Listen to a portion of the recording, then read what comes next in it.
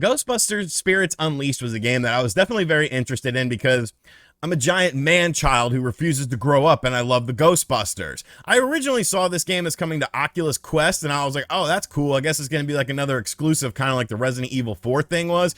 But I guess Zuckerberg fumbled the bag with that because now it's coming out on everything. PlayStation, Steam, and the Xbox Series X, which we'll be checking out today because I mean, you see the Xbox Series X down here. I have to bring it downstairs in order to capture footage. But like I said, I love the Ghostbusters. The first two films, the animated series, the toy line, everything about Ghostbusters was just so cool. Except for that third film. No, I refuse. Little James Rolfe there for you.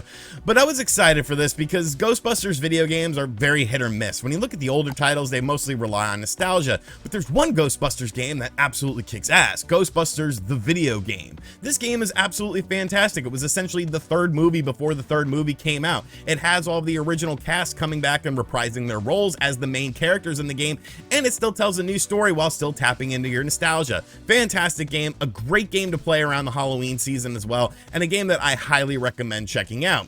But we're talking about Ghostbusters Spirits Unleashed with this, and it started out as something I was excited for because Illfonic is making this game. Illfonic is of course known for Friday the 13th, which that's another one of my favorite games. Even if you're not a fan of the Friday the 13th content, which I am a fan of, you could still get a lot of enjoyment out of this game because of the fact that it's a really interesting asymmetrical horror game that's actually pretty scary depending on how good the Jason is within this game.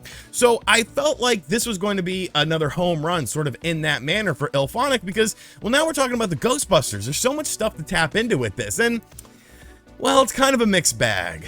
I don't hate the game or anything like it. I don't think the game is great though. It's kind of somewhere in the middle. We're going to figure out what the problems are with this game and what I like about it as this review goes on. Now, to start things off, there is a story mode. Kind of. Basically, Winston reprises his role and is now the owner of the Ghostbusters firehouse. It was taken over by other things. He decides to take it back and fix it up. Dan Aykroyd playing Ray Stantz is of course next door with an occult bookstore, and it's nice to have Ernie Hudson and Dan Aykroyd reprising their roles for this game and doing some voiceover. Bill Murray is nowhere to be seen. Of course, Harold Ramis has passed away, so I wasn't expecting, Harold Ramis to be there. Although Ghostbusters, I guess he could haunt the firehouse or something like that. But what the problem is with the story is that the story is just something that's kind of there, and the only way to progress it is by playing the actual multiplayer of the game. There's not really any sort of single player within this game. You can technically play the game offline and play against bots and with bots, but when I played it offline, as in taking my Xbox Series X completely offline, I ended up getting a message that popped up 5 minutes into a match saying that you need to be online for this game, and it booted me out. So this is a multiplayer game, much like other Illfonic games like Friday the 13th or the Predator game. Now, the firehouse is definitely something I enjoyed, and it's probably the most Ghostbuster-y thing within the game. It's a pretty accurate representation of the firehouse. Just walking around and finding little quips on the wall are very interesting, but I felt like the firehouse itself was devoid of any sort of fun to be had. Like, there's arcade machines that you can see and you can walk up to them, but you can't play them or anything like that. There's no sort of interactivity within the firehouse, and I felt like that was a bit of a missed opportunity as far as, engrossing you in the game, making you feel like you're an actual Ghostbuster. You customize your character, you customize your weapon, you make them look kind of like yourself. I don't know, I never look like any of the characters I make within this game. And then the game sort of starts out. Basically, it's an asymmetrical game, a 4-on-1 experience where there's 4 Ghostbusters and of course 1 ghost. You have to wrangle up the ghost in time and make sure he doesn't haunt the place that you're playing in, and then you'll win if you manage to do that, or the ghost can win. Now, playing as a human is very interesting because the way that the game plays is basically you get dumped into a level and there's someone playing as a ghost. So you have to actually find what are called rifts within the level in order to stop the ghost from basically doing what he's doing.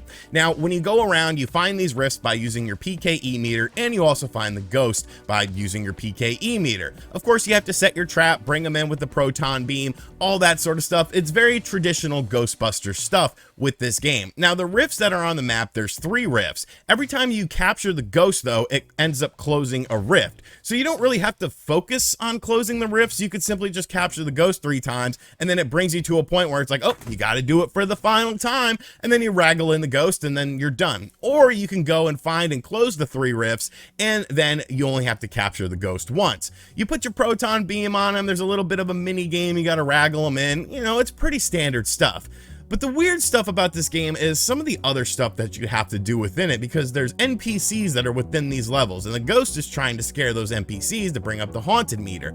So what do? You have to like stop and like talk to these people and be like, yo, it's cool, yo, it's just a ghost, like, you'll be all right. And then you have to calm them down, because what the ghost is trying to do is the ghost is trying to get the NPCs scared and then have them run out of the building. I don't know how that really does anything to sort of increase the haunted level of the area that you're in, but it's just what they decided to put within the game. You do end up getting some sub weapons in the game as well that you can use on the ghost. It's pretty fun to play as the humans, but if you're playing the game, you might end up playing with bots. I'm sure this is just the fact that the game has not released yet, but the AI in these bots is absolutely atrocious. I have seen them get stuck on literal walls, and you have to like go up to them and like push them to keep them on their way, or there'll be like a stool in front of them. They're like, oh, what do I do? It's a stool. What do? I go over it? Do I go around it? No, I'll just stand here and just not even move.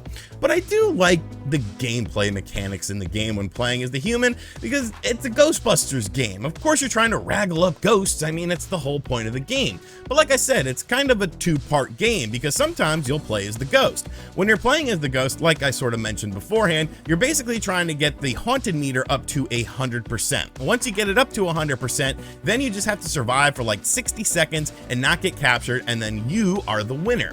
As playing as the ghost, you can possess things and you can haunt things. Haunting things makes them sort of, you know, haunted. Like if you haunt a chair, it'll start to fly around and, you know, spook people out, of course. And by possessing things, it's kind of like in Geist, where you possess certain things and you make it, you know, interactive with the world. So if you want to possess an arcade machine and wobble around, or you want to possess a chair and slide down a hallway, you could do that. I do like the possession stuff in it, but I do feel like it's a bit underutilized, because you'll see stuff like a big stuffed bear, and in my mind I'm like, oh well, this is perfect. You're gonna act like a big bear walking around, but no, you just sit there as a stuffed bear doing absolutely nothing, and it does absolutely nothing.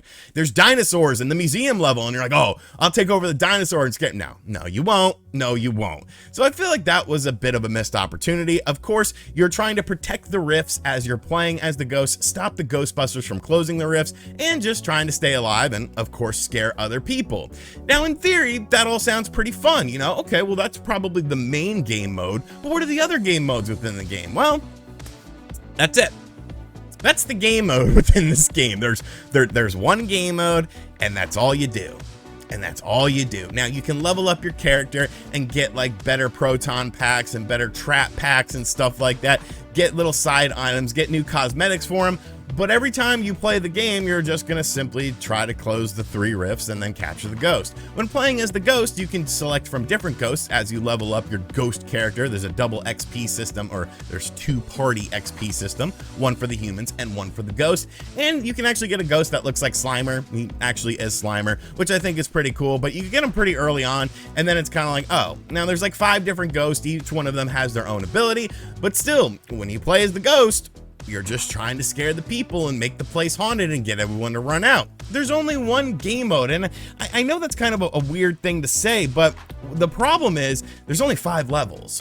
There's only 5 levels within this game, and I feel like, oh, well, that's a little half-assed. Like, 5 levels and 1 game mode is what you really boiled this game down to. The buggy sort of bots that you go up against, the fact that, you know, the gameplay is fun for a little while, but then it starts to overstay its welcome, and there's no sort of breakup and deviation in how the game plays, and you have to continually play the game online in order for things to happen within the story that you don't even know necessarily what triggers it, but all of a sudden you'll come back to the main base, and then something will be happening with the storyline. You'll get some sort of things, dialogue, and it's like, hey, go out there again and get another job on, and, you know, go get rid of the ghosts in the area. It's kind of like, well, okay, you know, it's only a $40 game, but I do feel like the game is sort of limited by a limited amount of content. Typically speaking, the game is all right. You know, I don't think it's an ugly looking game or anything like that. Things mostly run smooth throughout, but when you compare it to something like Ghostbusters, the video game, it's night and day. Like Ghostbusters, the video game, looks proper. You know, it looks like a proper cinematic experience, where this has a bit more of a cartoony style to it. Not that there's anything wrong with that. I actually thoroughly enjoyed Ghostbusters, the video game on the Wii, because of the cartoony art style. Reminded me more so of the animated series, but this is just kind of like a weird bastard hybrid of, like, you know, a real style and a simulated style. The areas that you're in themselves aren't really all that diverse and interesting. A museum, a prison, like, I don't know, it's pretty stock stuff, it's pretty standard stuff, and the levels themselves aren't necessarily all that big. You know, you can pretty much find the ghost rather easily if the ghost isn't really good at what they're doing. So I feel like that kind of takes away a bit from the game. There's some weird stuff, like some weird disappearing objects when you walk up close to them and stuff. It's not bad, but I wouldn't say it's necessarily a game that's really going to please your eyes. I think there are some nice special effects, such as the proton beam, but once again, it looks like a serious proton beam, not really a cartoony style. Audio wise, I mean, it's fine. There's the Ghostbusters theme song that plays at the beginning of the game. The dialogue is done in a decent enough manner, and you know, it's nice to hear Ernie Hudson and Dan Aykroyd reprising their roles as Winston and Ray Stantz. But overall, it's a $40 game, and I don't want to compare it to Friday the 13th, because when you look at Friday the 13th, like, yeah, it's essentially one game mode, but the way you play that game mode is there's so many different ways to play it. You could try to survive the whole time, you could escape via boat, you could escape by killing Jason, you could escape via car. There's different ways to play it, even though there's only one gameplay mode. With Ghostbusters, there's only one gameplay mode, and there's only one way to play it. No matter what you do, at the end, you have to capture the ghost, you have to survive, and if you're the ghost, you have to avoid getting captured. There's no sort of differentiating things from match to match that make them feel unique. The only thing that feels unique is when you play as either a Ghostbuster or a ghost. I just feel like the game just has a serious lack of content, and the lack of content definitely sort of takes me out of the game at times. It makes me think, well, was something cut here? Were we rushing to meet the holiday season? Like 5 levels, like, and they all kind of feel very similar. They're not really all that big. I feel like some of the possession stuff was definitely underutilized within it. I don't know. Like I said, it's not a bad game. It's not a bad game. I still have fun playing it, but it's definitely not a great game. And is it a good game? It's just kind of mediocre, honestly. You know, if you're a diehard Ghostbusters fan, you're definitely going to find enjoyment out of this. But I feel like even diehard Ghostbusters fans will be disappointed by just some of the content within the game, or the lack of content, and just the way it sort of feels, and how everything just feels a bit artificial within the game. Almost like this was going to be a completely different game, and then they got a Ghostbusters license and then put the skin on it, called up Aykroyd and Hudson, and were like, yo, we need some lines from you guys. And then they went ahead and did that. If you're a diehard Ghostbusters fan, though, I feel like you're going to be interested enough in the game, and $40 isn't all that bad. But if you're not a diehard Ghostbusters fan, I would probably wait for a sale on this game. Like I said, I got a review copy of it, and I've been having some fun with it. I could definitely see it being more fun with friends, but even so, you're still just doing the one thing over and over and over again, and there's no deviation. There's no sort of separation between anything, unless it's when you're playing as a Ghostbuster or playing as a ghost. There are things to unlock within the game, but you do it in such a fast manner. There's already people who are already like completely leveled out within this game, and the game has only been available for like play when I'm playing it for like 2 days, and there's already people that are max level. So I don't know, man. I don't know. I wanted to love this game.